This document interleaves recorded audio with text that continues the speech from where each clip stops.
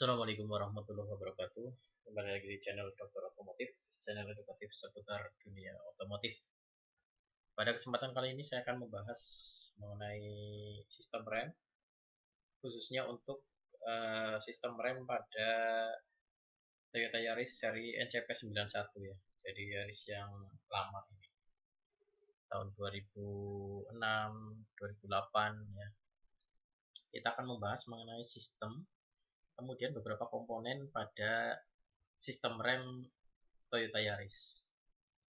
Yang pertama kita lihat dulu sistemnya untuk seri NCP ini ya. Ini adalah seri yang menggunakan brake actuator, berarti ini menggunakan ABS atau anti-lock brake system dengan menggunakan tipe depan disc brake, kemudian tipe belakang menggunakan drum brake ya. Komponennya di sini ada pedal, kemudian ada booster, master cylinder rem, kemudian ini ada brake actuator atau actuator rem.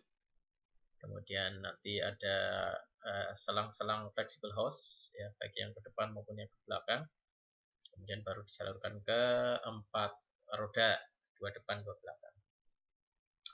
Kemudian untuk cara kerjanya tentunya seperti rem pada umumnya, ketika pedal ditekan, kemudian saat mesin hidup tentunya booster bekerja memperingan atau membantu daya pengereman daripada pengemudi.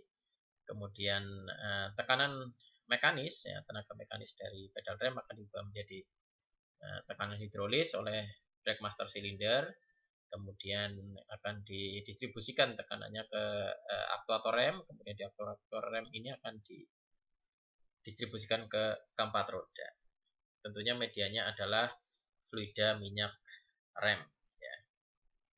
Itu untuk sekilas tentang cara kerja rem. Kemudian di sini yang paling penting adalah bagaimana kita melihat komponen-komponennya. Yang pertama ini adalah komponen pedal rem ya. Komponen pedal rem di sini ada pedal rem itu sendiri, kemudian ada pad ya. Padnya ini yang berupa karet biasanya di atas pedal untuk kenyamanan daripada pengemudi. Kemudian ada pegas pembalik pedal rem, kemudian di sini ada push rod clevis master cylinder rem yang nantinya akan terhubung ke push rod, karena ini terhubung ke master cylinder nanti. Kemudian ada poros pedal rem ya, ini untuk menempatkan pedal rem ke hanger atau ke body hangernya atau ke support pedal remnya. Kemudian biasanya terpasang satu switch lampu rem untuk aktivasi lampu rem on dan off. Jadi itu saja untuk komponen pedal ya. Ada pad, kemudian ada pedal itu sendiri, ada poros yang nantinya terhubung ke support pedal rem, kemudian ada switch lampu rem untuk on off lampu rem, kemudian ada pegas pembalik pedal rem untuk mengembalikan pedal rem ke posisi semula, kemudian ada push rod clevis master cylinder rem, ini yang nantinya terhubung ke push rod master cylinder ya. Kemudian komponen selanjutnya yang akan kita bahas adalah master cylinder and booster ya. Ini adalah boosternya yang tentunya untuk menambah atau membantu atau meringankan daripada gaya pengereman yang dikeluarkan oleh pengemudi, sehingga gaya yang dikeluarkan oleh pengemudi lebih ringan karena dibantu daripada booster ini yang memanfaatkan kevakuman daripada intake manifold mesin. Kemudian di dalamnya nanti ada o-ring untuk perapatnya. Ini adalah brake master cylindernya. Ini adalah reservoir sebagai tempat minyak rem. Ya. Kemudian nantinya di sini ada pipa reservoir yang untuk kopling jika itu menggunakan transaxle manual hidrolis ya. Nanti ini yang terhubung ke master cylinder punya kopling. Kemudian nanti yang ini akan didirikan ke rem depan dan rem belakang. Itu saja komponen untuk yang ada di ruang engine. Ini ada booster rem, kemudian di sini ada brake master cylinder, kemudian ini adalah reservoir untuk menampung minyak rem. Kemudian disalurkan kemana? Ke selang-selang rem depan dan rem belakang. Untuk ini adalah yang terhubung ke reservoir coupling jika menggunakan transaxle manual.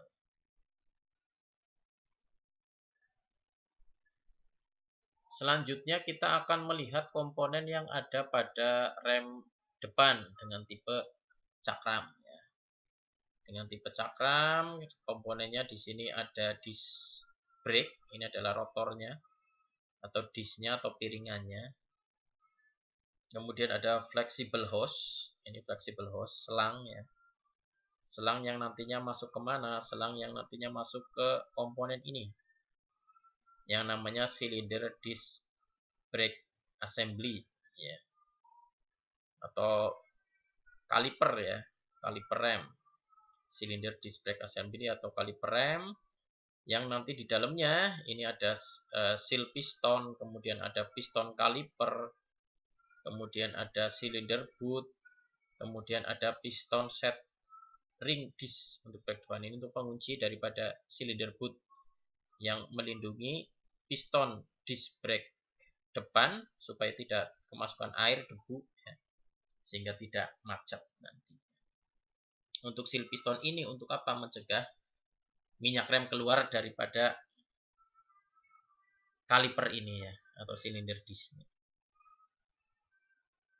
Kemudian silinder disc ini akan terpasang pada komponen ini ya, namanya mounting silinder disc brake depan ya, atau biasa disebut bracket caliper ya, bracket caliper. Bracket caliper ini ada beberapa komponen. Ini adalah bush dashboard nomor 1. Ini biasanya untuk melindungi daripada sliding pinnya ya. Sliding pin ini namanya di sini disc brake cylinder slid pin depan. Supaya nanti slid pin ini tidak tidak kemasukan air, tidak kemasukan debu, sehingga nanti menyebabkan sliding pin ini macet, sehingga dilindungi oleh basdas ya, atau pelindung debu dari sliding pin. Ini juga ada bagian atasnya juga sama, ada sliding pin dan ada penutup debunya.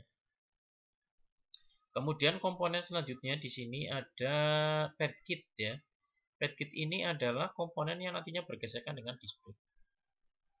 Untuk memperlambat laju kendaraan atau menghentikan laju kendaraan menggunakan pad kit. Kemudian di sini ada anti squeal seam ya, atau plat anti decit. Ya, ada anti squeal seam nomor 1, kemudian untuk bagian dalam, kemudian ada double-nya, ini ada anti squeal seam nomor 2 ya, ini untuk plat anti decitnya. Kemudian untuk landasan daripada pad kitnya di sini ada plat penumpuk pad disc brake depan ya, atau plat penahan dari padnya. Jadi itu komponen untuk disc brake. Rem bagian depan ada rotor atau piringan atau cakram atau disc, flexible hose, kemudian ada mounting silinder disc brake depan, yang kemudian di sini ada sliding pin, ada penutup debu. Kemudian nanti di kaliper ada silinder disc brake SC ya, atau ini namanya kaliper rem. Kemudian di sini ada seal piston, ada piston kaliper. Kemudian ada silinder boot, kemudian ada piston set ring disc ya. Kemudian ada pad kit yang nanti bersinggungan dengan disc depan. Kemudian ada anti squeal seam 1 dan 2 untuk anti decitnya supaya tidak bunyi berdecit ketika dilakukan pengereman. Kemudian di sini ada plat penumpu atau plat penahan daripada pad kit. Kemudian selanjutnya adalah bagian belakang ya. Rem belakang ini adalah tipe tromol seperti tipe tromol pada umumnya. Tentu di sini ada backing plate. Ini adalah komponen-komponen yang harus atau bagian-bagian daripada backing pad yang harus diberikan pelumasan. Ini ditunjukkan oleh panah-panah ini. Kemudian ada namanya wheel cylinder. Ini adalah silinder roda rem ya, dimana di dalamnya terdapat piston, ada boot silinder roda, dan ada cup ya, cup silinder roda. Jadi dalam ini juga ada satu buah pegas kompresi yang nantinya ditempatkan di tengah di dalam silinder roda ini. Kemudian nanti diikuti oleh piston kanan dan kiri, kemudian ada cup yang terpasang di piston, kemudian terakhir ditutup dengan boot silinder roda. Ya. Kemudian nanti di sini ada brake shoe atau sepatu rem, ya. Sepatu rem depan, sepatu rem belakang, ini depan, ini belakang. Kemudian di sini ada set sepatu rem parkir, ya, untuk penyetelan daripada diameter brake shoe yang akan terpasang. Kemudian sekaligus untuk penyetel otomatis daripada rem parkir. Di sini nanti ada pegas tekan, kemudian ada pengunci ya atau shoe hold down spring. Ada shoe hold down spring cup. Depan maupun belakang sama. Di sini ada tuas sepatu rem, parking, sub assembly rem belakang. Ini yang untuk nanti terhubung ke rem parkir. Ini tuas penyetel otomatis yang nantinya akan mengungkit daripada gigi-gigi yang ada pada strut set sepatu rem parkir di sini. Ya, kemudian ini pegas pengembali sepatu rem yang terhubung dengan sepatu rem depan dan sepatu rem belakang. Kemudian bagian daripada ini semua akan ditutup dengan tromol rem. Jadi bagian untuk tromolnya ada backing plate, ada wheel cylinder. Wheel cylinder kalau kita pecah lagi ada namanya cup, ada namanya piston, ada namanya boot. Kemudian di depan daripada backing plate sendiri di sini ada sepatu rem depan, sepatu rem belakang, ada strut set sepatu rem parkir, ada pegas pengembali sepatu rem, kemudian ada tuas penyetel otomatis, kemudian ada tuas sepatu rem parkir sub SC rem belakang, kemudian ada pengunci daripada sepatu rem atau shoe hold down spring dan cupnya, ya. Kemudian ada bekas tekan, ini juga yang terhubung ke sepatu rem atau brake shoe depan dan belakang, kemudian terakhir ditutup dengan menggunakan rem tromol. Baik, itu saja komponen-komponen yang saya jelaskan atau yang saya sebutkan untuk Toyota Yaris NCP91, Yaris lama ya, 2008, 2006, atau yang sering disebut Yaris Papau ya kalau di masyarakat umum. Untuk lebih jelasnya nanti silakan kalian observasi sendiri ya di bengkel praktek untuk melihat lebih detail mengenai bagian-bagian yang sudah kita pelajari tadi, mulai dari pedal, kemudian ada master cylinder and booster, kemudian ada disc brake, kemudian ada drum brake atau rem tromol. Silakan dilakukan observasi langsung pada kendaraan. Oke, itu saja yang bisa saya sampaikan. Terima kasih. Kurang lebihnya mohon maaf. Sampai jumpa di konten selanjutnya. Wabillahi taufiq wal hidayah. Wassalamualaikum warahmatullahi wabarakatuh.